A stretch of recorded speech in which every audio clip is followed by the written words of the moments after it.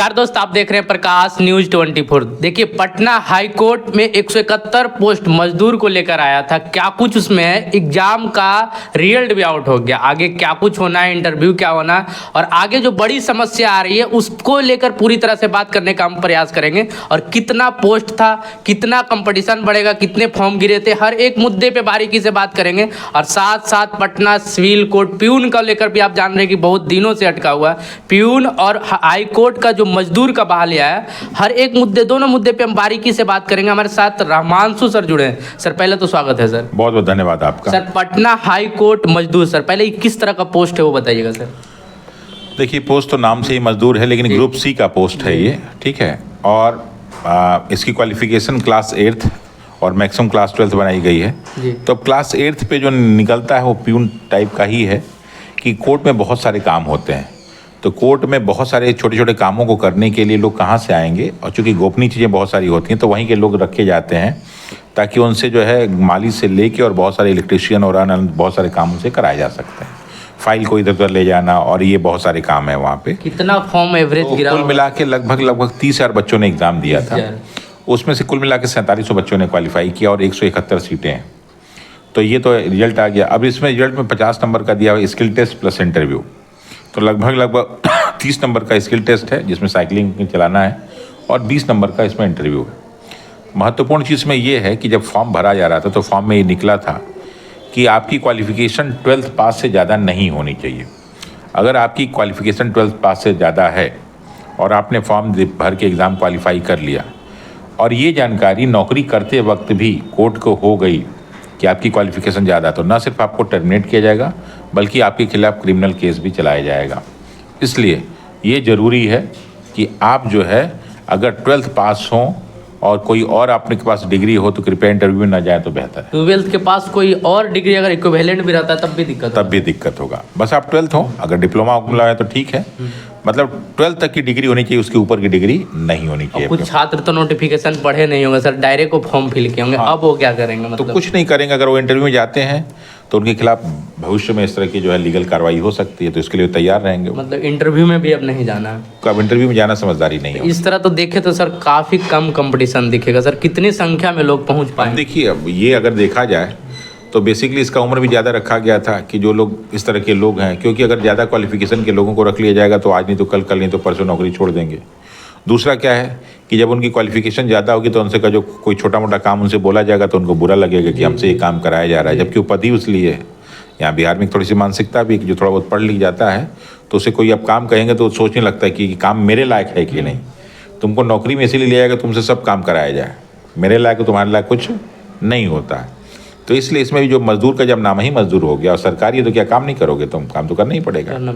तो इसलिए जो है ये समस्या है भी उसमें। आगे सबसे बड़ी बात ये आता है कि 4700 प्लस छात्र जो क्वालिफाई हुए हैं सर, अब वो क्या करेंगे, कैसे तैयारी करना है, क्या कुछ इंटरव्यू? अब जो है इंटरव्यू में चूंकि मजदूर का है तो कोई बहुत बड़ी चीज़ तो पूछी नहीं जाएगी, लेकिन जो छोटा मोटा करंट अफेयर्स है, जो छोटा मोटा कोर्ट के बारे में जानकारी है, कौन है न्यायाधीश, क्या होता है हाई कोर्ट, क्या होता है सुप्रीम कोर्ट, इसके बारे में थोड़ा बहुत आपसे बेसिक नॉलेज आपसे पूछा जा सकता है। लेकिन कंपटीशन तो कंपटीशन है।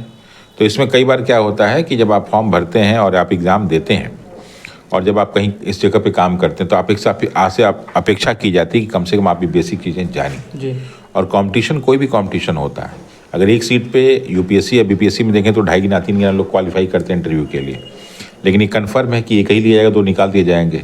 तो चाहे कुछ भी हो, इंटरव्यू में उतने ही लोग को लेना है, 171 को। तो अगर 1000 लोग भी इंटरव्यू देने जाते हैं 4700 में, मतलब 1000 भी लोग उम्मीद नहीं किया जा सकता, मुश्किल है। अगर 1000 भी लोग जाएंगे तो उसमें होना तो 171 का ही है। यानी कुल मिला के 830 लोग बाहर हो जाएंगे। तो 830 में कौन बाहर हो जाएगा, किस आधार पर बाहर हो जाएगा, कोई ठीक नहीं है। इसलिए कभी भी किसी भी एग्ज़ाम में जाना चाहिए तो पूरी तैयारी के साथ जाना चाहिए, ये नहीं कि आप आधी अधूरी तैयारी के साथ जाएं। स्किल टेस्ट में क्या कुछ है सर? स्किल टेस्ट में वहाँ पे साइकिलिंग के बारे में बोला है और बाकी जो छोटा मोटा हो सकता है कि वहाँ पे कुछ काम करा के देख लें वो। तो ये तो कोर्ट ही डिसाइड करती है, कोई इसका चूँकि इस तरह के एग्ज़ाम का कोई पैटर्न नहीं होता है, ये वहीं पर डिसाइड होता है कि क्या करना है क्या नहीं करना है। तो कोर्ट अपने हिसाब से उनको चेक कर लेगी जो भी उनको स्किल टेस्ट करना है। बाकी वहाँ पर कोई शॉर्ट हैंड टाइपिंग और ये सब चीज़ें नहीं है आपसे। कब तक उम्मीद किया जा सकता है सब प्रक्रिया करवा ली जाएगी? ये प्रक्रिया हमें लगता है कि इस महीने मतलब दिसंबर में पूरी तरह से कंप्लीट होकर ज्वाइनिंग की प्रक्रिया भी शुरू हो जाएगी। दिसंबर में मात्र 15 दिन 20 दिन टाइम मिलेगा छात्रों को? हाँ, पूरा दिसंबर में सब कंप्लीट हो जाएगा टोटल। क्या रामांशु सर इसके लिए कुछ कर रहे हैं? हाँ, इसके लिए हम लोगों ने बहुत सारे बच्चे चूंकि आ गए तो कैसे थोड़ा बहुत हम लोग के लिए भी कुछ कर दीजिए। अब क्या ग्रुप सी ये तो नहीं करेंगे, तो हमने कहा ठीक है, थोड़ा बहुत जो जानकारी है मैं तुमको बता देता हूँ। तो मैंने जो है बच्चों के लिए एक इंटरव्यू का बैच भी लॉन्च कर दिया कि भैया तुम आओ अपना पढ़ लो, क्योंकि चारों ओर भटक रहे हैं सब, रोज़ मेरे पास आते हैं। अब हमको ये कहते नहीं बनता है कि हम नहीं पढ़ाएंगे, लेकिन अब वो सब उनको नौकरी तो नौकरी है, सरकारी नौकरी आपके लिए छोटी हो लेकिन किसी लिए तो बहुत बड़ी नौकरी है ना वो। तो उन्होंने कहा कि नहीं सर तैयारी कराइए। तो मैं जो है ऑनलाइन और ऑफलाइन जो है इंटरव्यू का बैच लॉन्च किया हूँ, जिसमें उनको बताऊंगा क्या क्या चीज़ें पूछी जाती हैं। कई छात्र अभी भी हमसे मिल रहे थे सर, हायर एजुकेशन को लेकर जो 12th के नीचे रहना है उसके लेकर परेशान। वो मेन प्रॉब्लम है कि अगर कोई भी 12th पास है तो बेहतर के इंटरव्यू देने न जाए। नहीं जाएंगे वो, इसमें तो कम संख्या 500-700 भी पहुंच जाए तो बहुत है। हाँ, नहीं 500-700 तो नहीं पहुंचेंगे, लेकिन लगभग 1000-1500 लोग पहुंचेंगे। ये तो हो गया सर पटना हाई कोर्ट मजदूर का बात है सर। अब सिविल कोर्ट प्यून को लेकर काफ़ी छात्र परेशान थे सर, प्यून का कब तक कुछ अपडेट आएगा? हम साथ ही इसी वीडियो में चर्चा करने का प्रयास करेंगे। क्या कुछ उम्मीद किया जा सकता है? देखिए दरअसल प्यून में क्या था कि जो मेन 3 वैकेंसी थी अब कंप्लीट हो गई, और हमें लगता है कि अब जो है क्लर्क वालों का जो है मैक्सिमम लोगों की जो है भर्ती प्रक्रिया भी ज्वाइनिंग भी कंप्लीट ही हो रही है, कुछ थोड़ा बहुत बाकी होगा। तो अब 2 काम हो गए, एक तो ये जो क्लर्क वाले गए, स्टेनोग्राफर वाले गए और डिपोजिशन राइटर वाले, इतने लोग तो बढ़ गए उनके यहाँ पर संख्या, और पहले के थे ही। तो अब वो हो सकता है कि प्यून का एग्ज़ाम बहुत ही जल्दी घोषणा कर दें, क्योंकि अब उन पास काम करने वाले लोग भी बहुत ज़्यादा हो गए। तो अब वो मुझे लगता है कि हो सकता है कि दिसंबर के किसी भी महीने दिन में ये डिसीजन ले लिया जाए कि जो है प्यून का एग्ज़ाम कब होने वाला है। दिसंबर तक उम्मीद किया जा सकता है? चांसेस है पूरा।